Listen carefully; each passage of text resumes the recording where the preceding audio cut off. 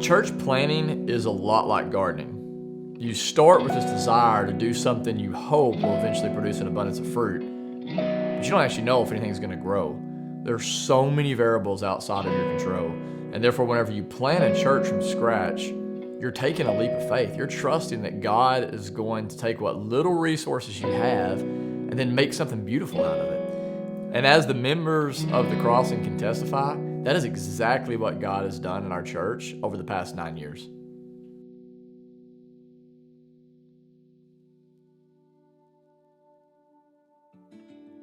I spent my entire life looking for community, for a way to fill the hole inside, for people that I could feel safe with.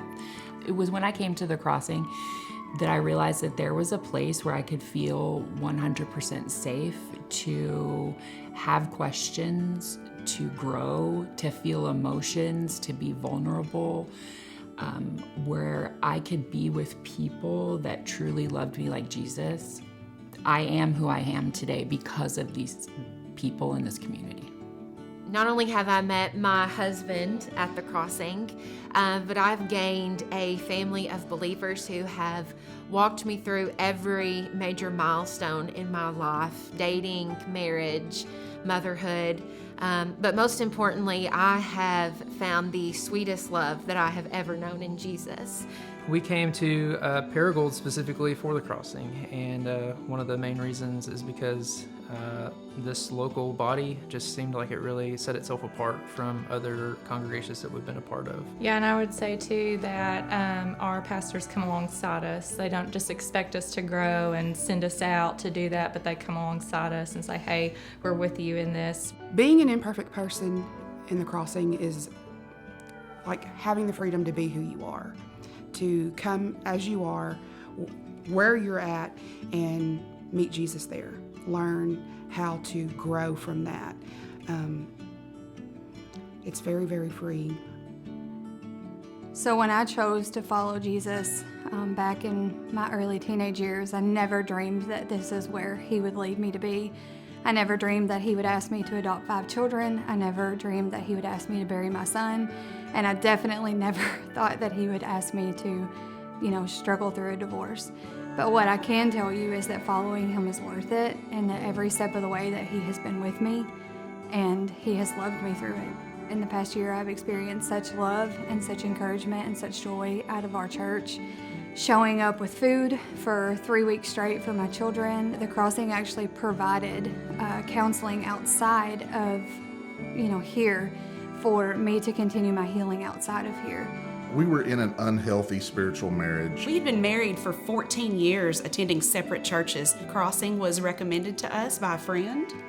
Just people embraced us for who we were, and it didn't take long for us to sort of open up and take down the facade and say, okay, this is who we really are, and this is how we struggle. And the embrace that we felt with that is just, well, I don't know where we'd be today if God hadn't led us to the Crossing.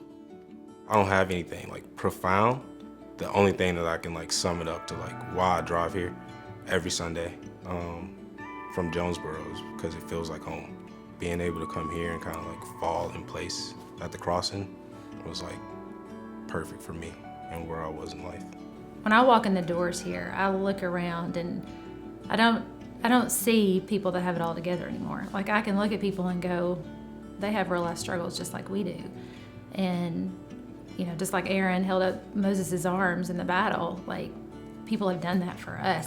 Before I came to the Crossing, I used to think that I had to earn God's love through good works, and that if I ever messed up, I was just, unforgivable. And now I've learned that there's nothing that I can do or not do to make God love me any more or less than he already does. It's just like family. I just instantly felt welcome here. And I don't think that I ever knew how good that the Crossing was. I think I knew it before when I was married, but I think that the minute that this was all I had left, it was in that moment where everything became so real. And it was in that moment where everyone just instantly grabbed onto me and just loved me and just pulled me through something I did not think I could survive. It's been a blessing. I've watched people grow from young disciples to mature disciples, but I see those that are stepping up and stepping true in 9 years. I've watched growth in a lot of young couples, families, and it just blesses my heart. We carry on the work till Jesus calls us home. One of these days, I'm one of the oldest. Don't have a party when Randy kicks it. Have a party. Tell stories on Randy. Now make sure they're clean. But tell some stories on Randy. I have a friend who once told me that a graveyard is neat and tidy, but a garden is messy. And I like that because the Crossing Church is a garden. We're not neat and tidy. We're messy. We are imperfect. But because of Jesus, we're also alive and we're real.